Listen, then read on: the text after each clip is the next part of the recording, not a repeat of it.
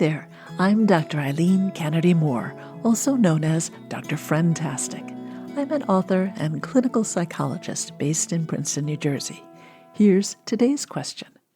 My name is Reed. I'm 5 years old, and I recently get angry at school sometimes. So how do I stop it, Mrs. Dr. Fantastic? Hi, Reed. Thank you for sending in your question. This is something a lot of kids wonder about. Everyone feels angry sometimes. The important question is, how do we handle those angry feelings? You may have heard that you have to let your anger out by yelling or punching pillows. That's simply not true. Practicing acting in angry ways makes us feel more angry more often.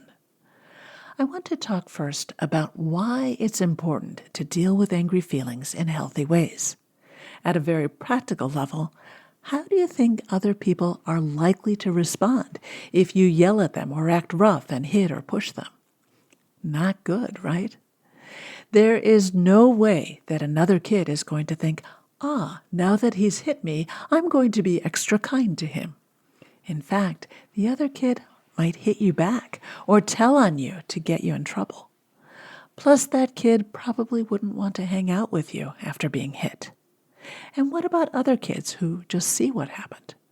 Those kids might feel uncomfortable and not want to hang out with you either because they'd worry you might yell at or hit them. And what about grown-ups? Well, yelling or hitting pretty much guarantees you're not going to get what you want. So acting rough is just not a smart strategy. Also, my guess is that you wouldn't feel good about yourself after acting rough. The fact that you asked this question tells me that you're really a kind kid and you want to do the right thing even when you're mad. So let's talk about how to do that. There are two levels we have to address in coping with anger. The first is the emergency level. That's when you're already furious. So here's what you do. Cross your arms in front of you and give yourself a little hug, because whatever is happening must be very upsetting, so you could use a hug. Next, take 2 steps back so you're not near anyone.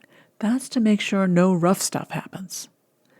Then, try to distract yourself for a couple of minutes to slow things down and let yourself settle.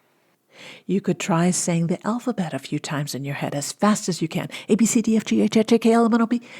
You could silently count up by even numbers, 2, 4, 6, 8, 10, 12.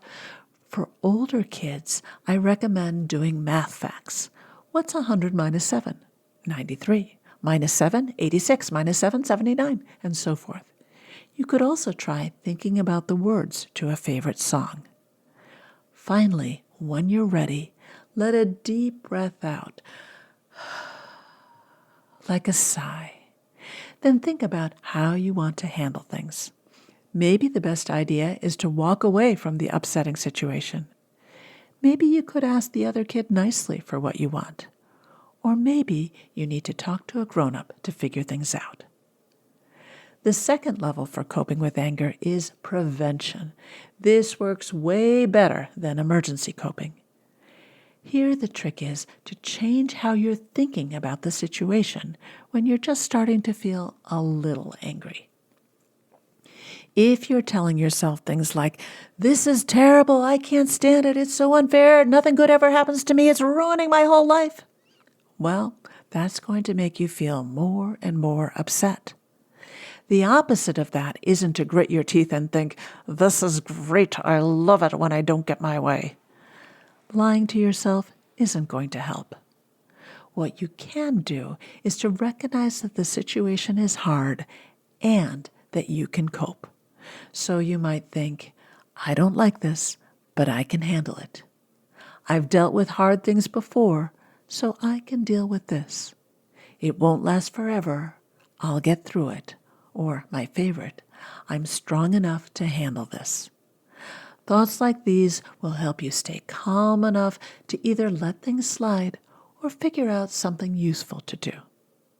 Dealing with anger is not easy. It takes effort and lots of practice. Even grown-ups sometimes have trouble managing their tempers. But I know you can develop the skills you need to cope with anger.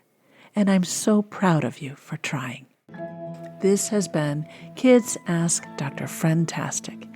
If you have a question about making and keeping friends that you'd like me to answer, go to drfriendtastic.com.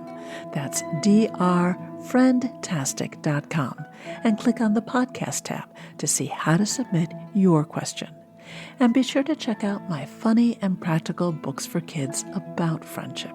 Growing Friendships, A Kid's Guide to Making and Keeping Friends, and my new book, Growing Feelings, A Kid's Guide to Dealing with Emotions about Friends and Other Kids. They're available through your library or wherever you buy books.